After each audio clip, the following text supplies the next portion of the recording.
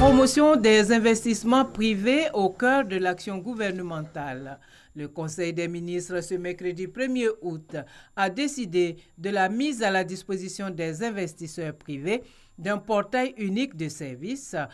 Le portail électronique, dénommé portail unique de services à l'investisseur, offre en un point unique aux opérateurs économiques l'information et l'accès à tous les services dématérialisés pour l'accomplissement des formalités et des procédures administratives auprès des entités publiques et privées. Pour l'immatriculation des entreprises en Côte d'Ivoire, il faut noter que l'identifiant unique émis et administré par le CPC vient en substitution des numéros de registre de commerce, du compte contribuable, de la CNPS et du code importateur. Préparatif de l'élection des conseillers municipaux et régionaux, le Conseil a validé la composition numérique des conseils municipaux et régionaux. Et puis, après un contrôle dans les services de la commune du Plateau, de graves dysfonctionnements ont été constatés. Du 20 au 27 juillet 2018, une série de missions de vérification et de contrôle diligentées par les services compétents du ministère de l'Intérieur et de la Sécurité ont été effectuées dans les communes du district autonome d'Abidjan.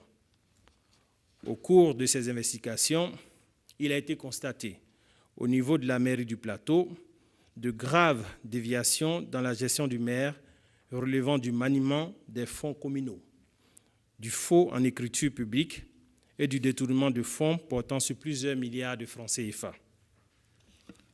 Au regard de la gravité de ces faits et conformément aux dispositions légales en vigueur, le Conseil des ministres a adopté un décret portant révocation du maire de la commune du Plateau.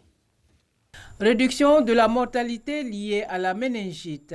Le Conseil des ministres a décidé d'introduire le vaccin contre la méningite de type A dans le programme national de vaccination de routine.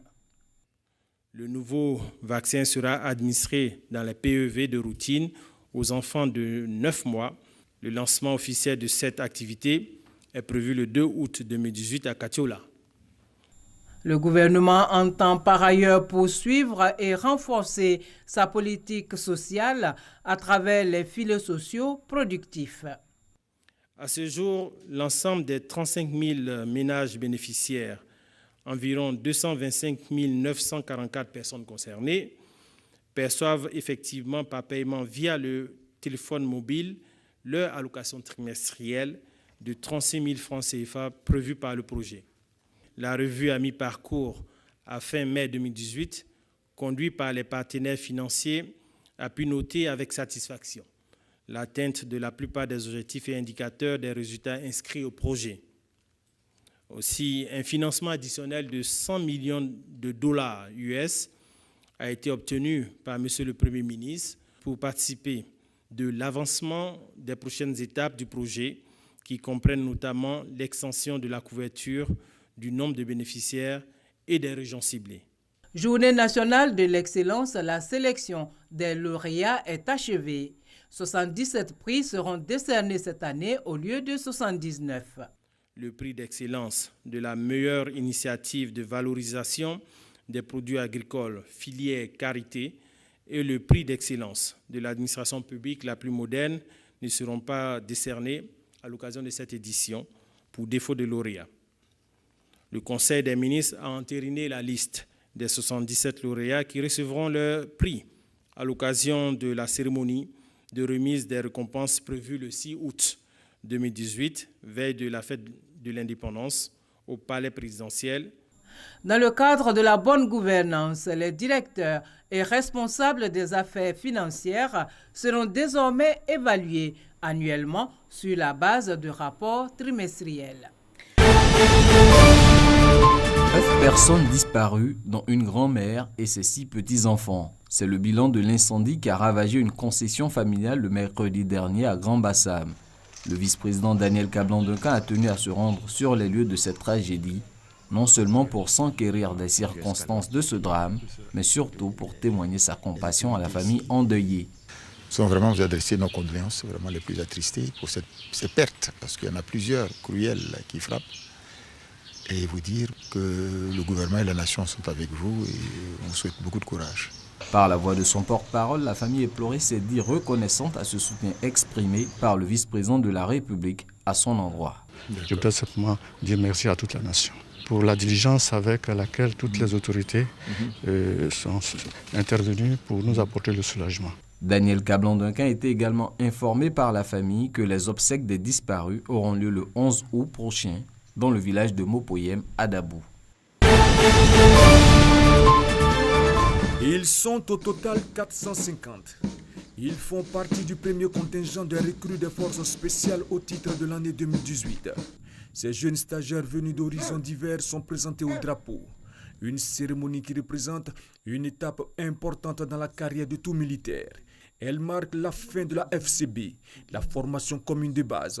Première phase pour l'intégration de ces jeunes dans les armes. Honneur donc à nos trois couleurs, où que vous soyez, où que vous serviez. L'ennemi est celui qui ne respecte pas le drapeau. Jamais vous ne devez permettre que ce drapeau ne bénéficie de tous les égards. Le ministre d'État, ministre de la Défense Ahmed Bakayoko, a invité ses recrues au respect du drapeau et à ne pas ternir l'image et l'honneur des forces spéciales. Chers jeunes recrues, à partir de cet instant, vous venez enrichir d'un sang nouveau les armées et les forces spéciales. Avec vous, nous avons confiance que le pays sera encore mieux sécurisé. Vos dévanciers ont fait en sorte qu'on respecte les forces spéciales. Si vous venez, c'est pour apporter un plus. Vous pouvez compter sur notre appui pour que ces forces élites de l'armée de Côte d'Ivoire ne manquent de rien pour faire leur travail. Une visite du site a permis au ministre d'État, ministre de la Défense Ahmed Bakayoko, de s'apercevoir des différentes capacités opérationnelles des soldats, obstacles terrestres et aériens, grimper à la corde et un parcours d'obstacles. Un exercice tactique des tirs à balles réelles a mis en scène la réduction d'un ennemi virtuel par des soldats de forces spéciales. Démonstration de tir, instruction de tir en mouvement, exercice d'embarquement et débarquement du personnel, ainsi que la mobilité en tout terrain. Et il reste pour les recrues à entamer le jour le plus long, gagner le béret des forces spéciales. Leur intégration définitive ne se fera qu'à l'issue de 6 autres mois de formation.